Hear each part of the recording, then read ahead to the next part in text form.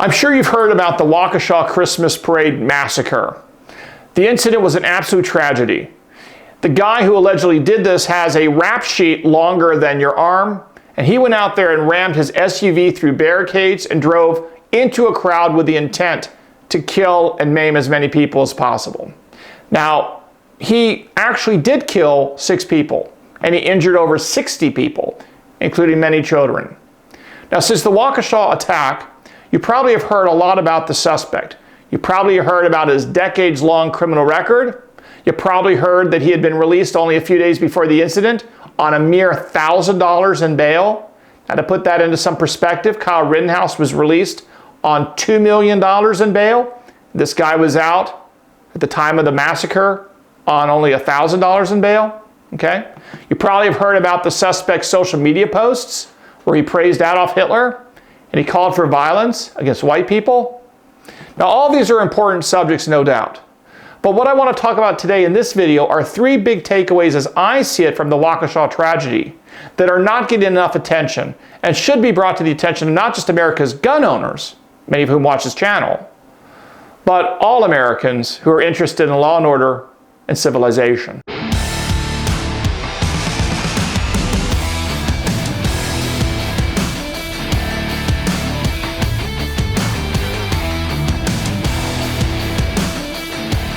Hey folks, I'm Mark and welcome to the Four Boxes Diner. Here's what I think is the first important lesson from the Waukesha, Wisconsin massacre. You see, if a murderer or psychopath is intent on killing people or seriously injuring them, he or she's going to find a way of doing it. Now, the reason why this is so important is because it goes to what's going on in the anti-gun or the gun control space.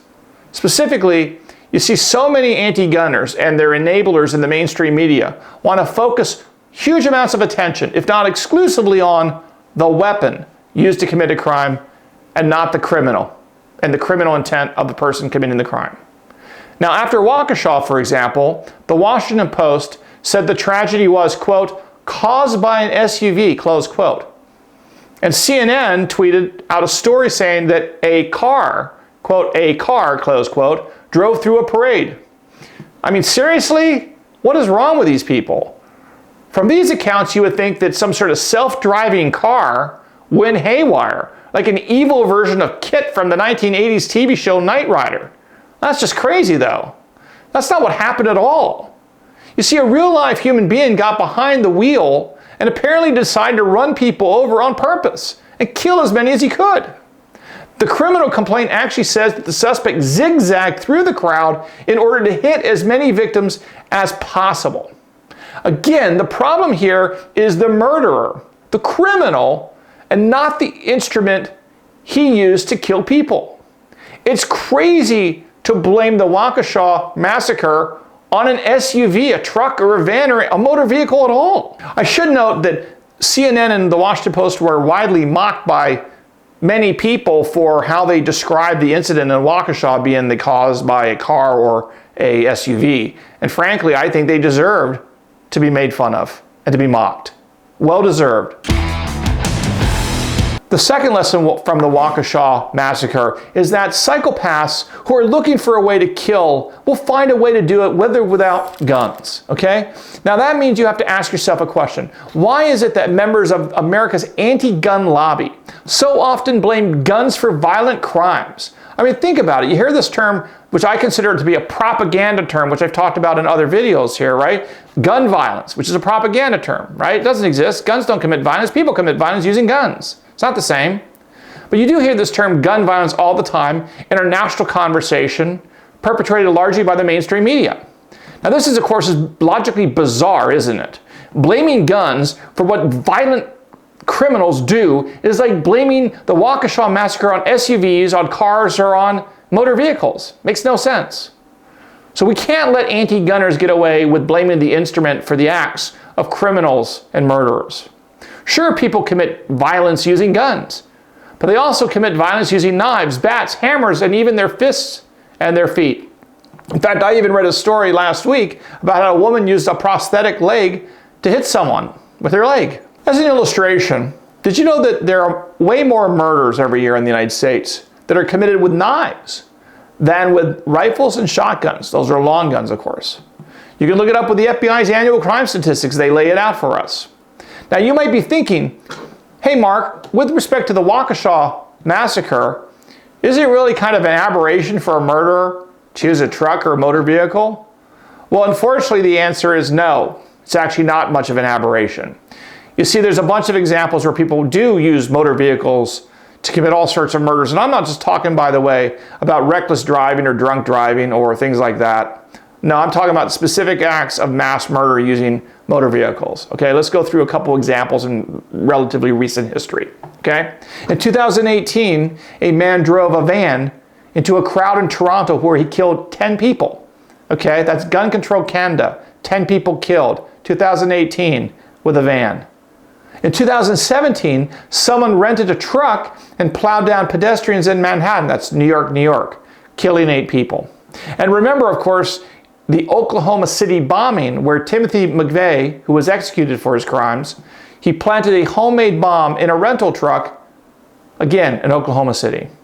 And as a further appeal to globalism and to our open border friends, the misuse of motor vehicles in committing mass murder is not limited to the United States or to North America. In 2016, for example, a person drove a cargo truck into a crowd in France, killing 86 people. And of course, let's not forget about the crazy German pilot in 2015 who intentionally crashed his civilian passenger jet, killing 150 people. Okay? Again, though, ultimately, it doesn't matter whether a thug, a psychopath, a murderer is dealing and using a truck, a gun, a knife, or whatever, or his fists. It doesn't matter. When you blame an instrument, a weapon, you are ignoring who is committing the violence. And you're also ignoring how to stop people like them in the future from committing other acts of violence, right? Other people similarly situated, you want to learn how to stop the people from doing bad things to good people.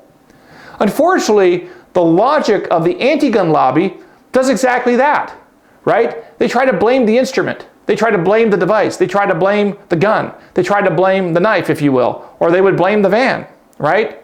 The anti-gunners you see trying to push through gun restrictions and gun control and all sorts of things that infringe upon our Second Amendment right to keep and bear arms. In fact, in my opinion, I think the anti-gunners would be more than happy to have an outright ban on guns if they could possibly do so in the United States.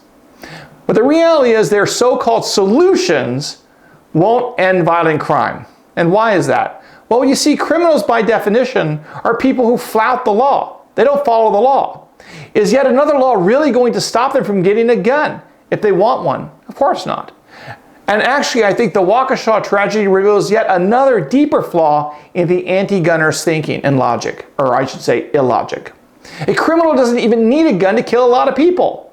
Imagine if the Waukesha attacker had used a gun to kill 6 people and wound more than 60 others. You can bet that you'd be hearing all sorts of wild calls from the usual suspects in the mainstream media about why we need more gun control, right? It would be all over the news and all over social media. The anti-gun lobby would be pouncing on the story and trying to use it as a way to take away your gun rights and my gun rights, even though we had nothing to do with the terrible crime.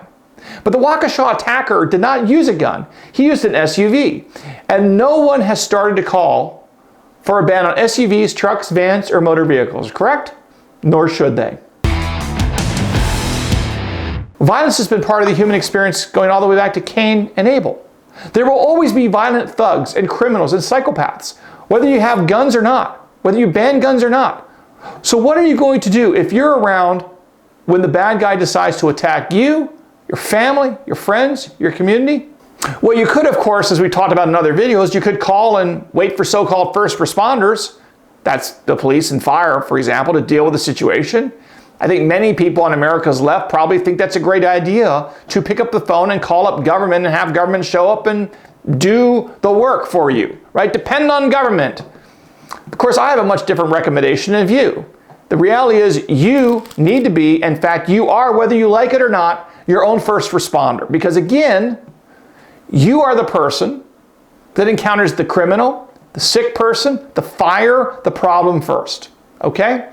Not the police and not the fire department and not the EMTs. It's you, the citizen, that encounters the problem first, okay? And when every second counts, and every second does count, when a violent criminal threatens you and your community. Now, how good the police are doesn't really matter, because the police could be excellent, but the reality is they just are not going to be able to get to you in time most of the instances, most of the time.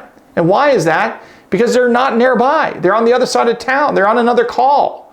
And again, the old saying, which still holds true, when seconds count, police are minutes away. And let's think about that in the context of the Waukesha Massacre again, okay? Police officers tried to shoot at the SUV as the driver rampaged through the crowd. The police did try to shoot and stop the SUV. They tried. Now, how many deaths and injuries could have been prevented if the criminal was stopped sooner, right? What if a good guy with a gun had actually been able to halt that car before the criminal was able to drive it all the way through the parade crowd, okay? Again, as I see it, it's completely backwards to say that law-abiding citizens must stand by and watch criminals threaten them and their children and take steps to hurt the law-abiding, the innocent among us, and we have to stand by and do nothing. Doesn't sound American to me. As I see it, you have a God-given right to defend yourself and your family and your friends from terrorists, criminals, and evildoers if they come to hurt innocents. And that, by the way, is exactly why we must honor and enforce and respect the Second Amendment's right to keep and bear arms, which effectuates that God-given right of self-defense and preservation of innocent life.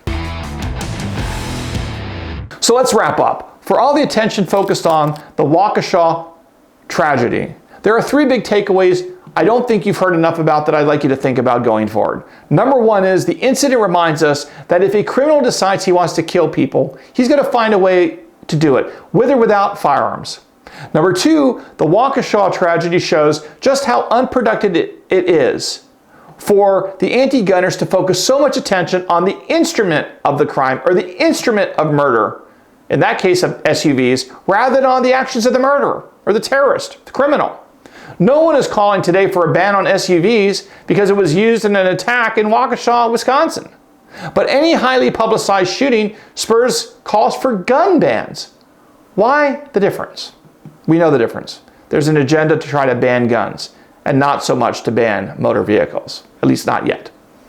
And number three, you are your own first responder. Never forget this. Like it or not, you are your own first responder. And if you're prepared to exercise your Second Amendment right to keep and bear arms in self-defense, you may even save your own life, the lives of your loved ones, and the lives of your neighbors. Because we need you here in America as a law-abiding citizen to help protect innocents. And that is a reason why the founders embraced and codified our right to keep and bear arms in the Bill of Rights and the Second Amendment. Okay, I hope you learned something at this episode here. Thanks again for joining me at the Four Boxes Diner, where we serve hot, fresh Second Amendment news and analysis. And if you like what you heard, please subscribe, spread the word, and we'll see you next time at the Four Boxes Diner. Orders up. Table 2A.